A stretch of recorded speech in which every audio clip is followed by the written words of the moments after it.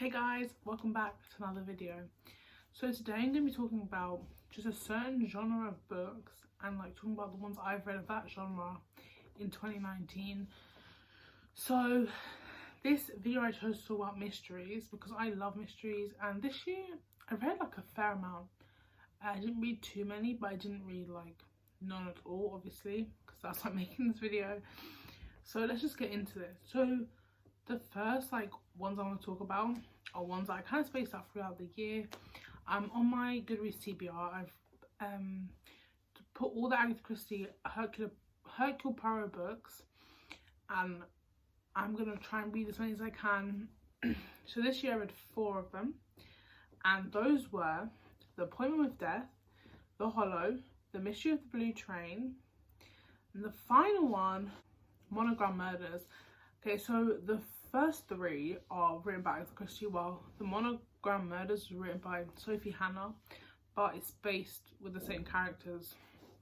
She just wrote the book, and I really enjoyed them. I think every single one of them got 4 stars. I love Agatha Christie. I think the way she adds the mystery up is really good, and it's kind of I never guess. Her books, I never guess the plot twist that's coming. I never guess who's committed the murder. I just go along with the story, and genuinely I really enjoy them. I think out of all of them, my favourite one was probably either The Mystery of the Blue Train. Yeah, I think it is The Mystery of the Blue Train. I don't know, there's something about that whole setting that really just made it more interesting than I expected. And yeah, it was really good. They were all really good, and I hope that next year I get to read more of her books, because I think she's a really good author, and she really did write well. She created a character that is lovable and so well recognized that it's kind of amazing, and if I could do that one day I would love that. And the next one is In a Dark Dark Wood by Ruth Ware. This book I had really mixed feelings about. It was great, really was.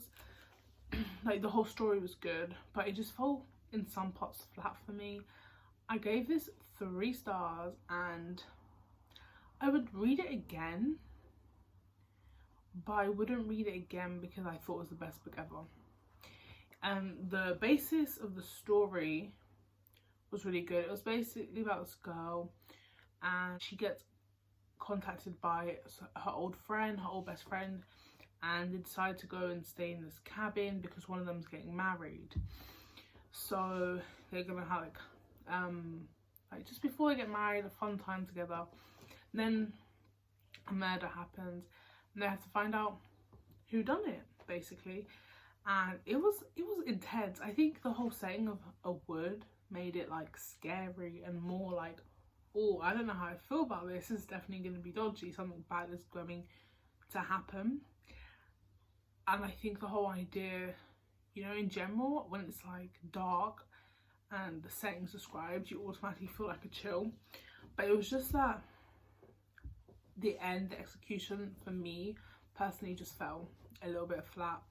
But it's not a bad book in any way, and it was the second mystery I read of the year, and it definitely upped my want for mysteries after that.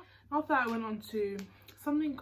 I moved away from adult mysteries, and I read Two Can Keep a Secret, which is a companion novel of One of Us is Lying.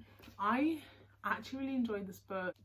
I know a lot of people have very mixed feelings on One of Us is Lying, but I really did enjoy that book, and so this book was just naturally something I enjoyed. I think I gave it 4 out of 5 stars, may have been 5, I'm not sure.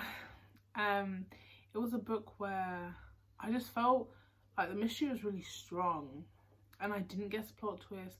This book I have heard people guessed it, and I just knew what was going on, but I didn't, because I never really know what's going on. I'm someone that you can surprise me quite easily with a plot twist.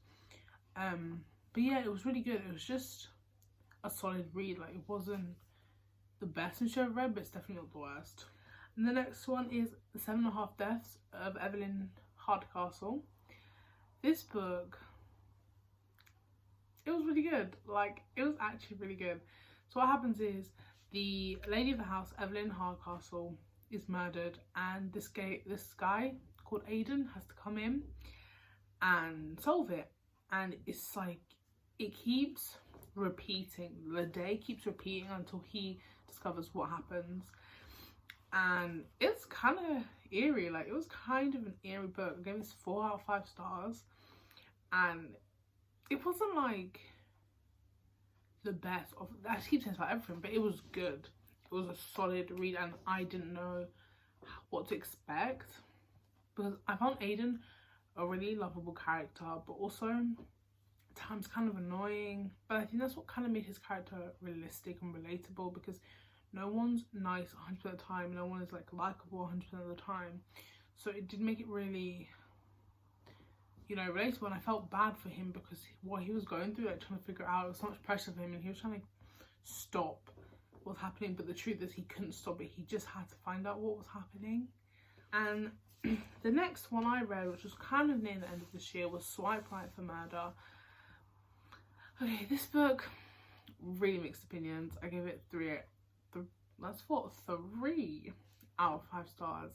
It was good, but it was just kind of very teen melodramatic kind of book in ways, and I think I just found it kind of it was good, but it wasn't that great, and it was just a really basic murder book, and it was just kind of what you expect.